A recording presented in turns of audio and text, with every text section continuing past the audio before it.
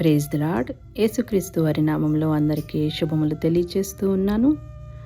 ఈరోజు హృదయంలో మాట దేవునితో. మనం చాలాసార్లు జీవితం ముగిసిపోయింది అనుకుంటాం కదండి. కానీ నువ్వు లోకానికి వెలుగై ఉన్నావని ప్రభువు మాట్లాడుతూ ఉన్నాడు. ఇది ముగింపు కాదు, నూతన ప్రారంభం.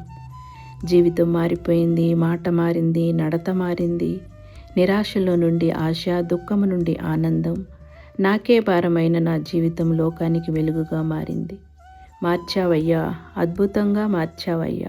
ఆశ కలుగుతుందయ్యా నీ కొరకు జీవించాలని, నీ వెలుగు ప్రపంచానికి పంచాలి అని.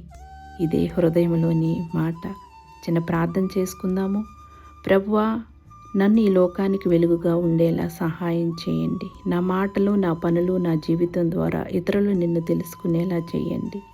నీ ప్రేమను ప్రపంచానికి చూపించే పాత్రగా నన్ను ఉపయోగించమని యేసు నామంలో ప్రార్థిస్తున్నాం తండ్రి. ఆమేన్.